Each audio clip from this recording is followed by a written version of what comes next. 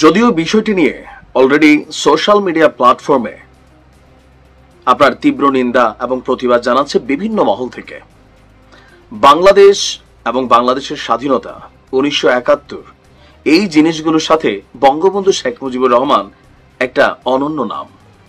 তো সেই যে নাম 1971 থেকে শুরু করে আজকের দিন পর্যন্ত নানান পরিক্রমায় আজকে আমরা দেখছি যে গতকালকে একটা নতুন অধ্যাদেশ জারি করেছে সরকার।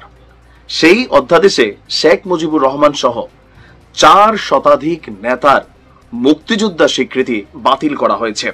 তবে আমরা এতটুকু বুঝি, বাংলাদেশের গেল আমাদের এই স্বল্প বয়সে আর কি যতটুকু দেখছি, কোন সরকার আসলে নতুন নতুন আইন হয়, পরবর্তী সরকার আসলে আবার এগুলা বদলাইয়া নতুন হয়, যারা এগুলা করেন তাদের বিরুদ্ধে আবার আইনগত ব্যবস্থা নেওয়া হয়।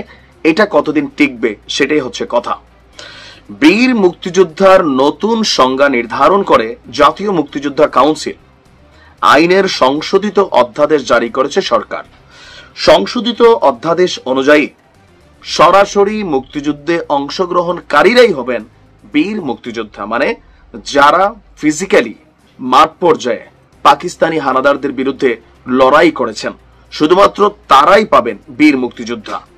আর এই আইনের ফলে বঙ্গবন্ধু শেখ মুজিবুর রহমান, সৈয়দ নজরুল ইসলাম এবং শহীদ তাজউদ্দিন আহমেদ সহ 1970 সালের নির্বাচনে বিজয়ী 4 শতাধিক রাজনীতিবিদ মুক্তিযোদ্ধার স্বীকৃতি বাতিল করে দেওয়া হয়েছে।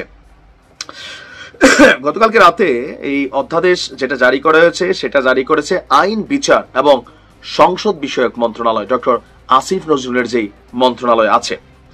নতুন অধ্যাদেশে 1970 সালের নির্বাচনে বিজয়ী 4 শতাধিক রাজনৈতিক নেতার পরিচয়ে মুক্তিযুদ্ধের সহযোগী হিসাবে নির্ধারণ করা হয়েছে। মানে এখন থেকে বঙ্গবন্ধু আর বীর মুক্তিযোদ্ধা না, বা যে 400 জন প্লাস যাদের এই ট্যাগটা সরিয়ে নেওয়া হয়েছে তাদেরকে মুক্তিযুদ্ধের সহযোগী, সরাসরি মুক্তিযোদ্ধা তারা না।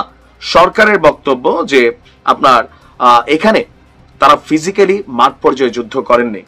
সংশোধিত অধ্যাদেশ অনুযায়ী মুক্তিযুদ্ধকালীন প্রবাসী বাংলাদেশ সরকারের সঙ্গে সম্পৃক্ত ও এমপিএ যারা প্রাদেশিক পরিষদের সদস্য ছিলেন, যারা গণপরিষদের সদস্য হয়েছিলেন, এখন থেকে তারাও মুক্তিযুদ্ধের সহযোগী হিসাবে বিবেচিত হবেন। এতদিন তারা বীর মুক্তিযোদ্ধা হিসাবে বিবেচিত হতো।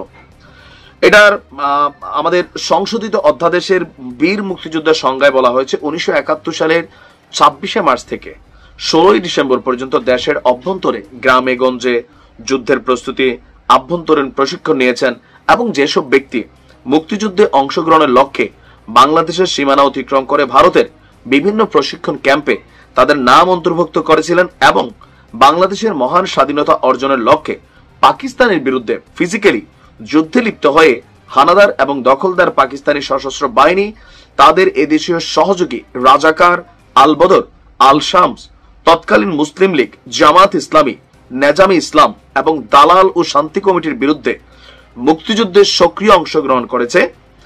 এরূপ সকল বেসামরিক নাগরিক এবং উক্ত সময়ে যাদের বয়স সরকার কর্তৃক নির্ধারিত সর্বনিম্ন বয়সের মধ্যে আছে, এখানে বিভিন্ন ক্রাইটেরিয়াতে তারাই বীর মুক্তিযোদ্ধা হিসাবে অন্তর্ভুক্ত হবেন। এর বাইরে হানাদার এবং দখলদার পাকিস্তানি বাহিনী এবং তাদের সহযোগী কর্তৃক নির্যাতিত সকল বীরাঙ্গনা এবং মুক্তিযুদ্ধকালে আহত বীর মুক্তিযোদ্ধাদের চিকিৎসা সেবা প্রদানকারী ফিল্ড হাসপাতালের সকল ডাক্তার, নার্স এবং চিকিৎসা সহকারীদের বীর মুক্তিযোদ্ধার স্বীকৃতি দেওয়া হয়েছে। অলরেডি এ নিয়ে রাজনীতির মাঠে চলছে নানান বক্তব্য, কারণ এই বিষয়টাকে অনেকেই কাউন্টার করছেন যেটা সরকারের একটা উদ্দেশ্য প্রণোদিত আপনার এই অধ্যাদেশ। এটা বঙ্গবন্ধু সহ আওয়ামী লীগের যারা ওই পর্যায়ে জাতীয় নেতা ছিলেন তাদেরকে কৌশলে আসলে যে জায়গাটা স্বাধীনতা 71 এখান থেকে সরিয়ে দেওয়া হয়েছে। এটা আওয়ামী লীগ সহ বিভিন্ন জায়গা থেকে এই ধরনের বক্তব্য আছে, বাট সরকার মনে করছে বীর মুক্তিযোদ্ধা হবে তারাই সরকারের, কারণ যে যারা ফিজিক্যালি মাঠ পর্যায়ে লড়াই করেছে আর যারা সাপোর্ট করেছে তারা সহযোগী হবে। দেখা যাক এই আইন কতদিন থাকে অথবা কি হয়, সময় বলে দেবে। ভালো থাকুন।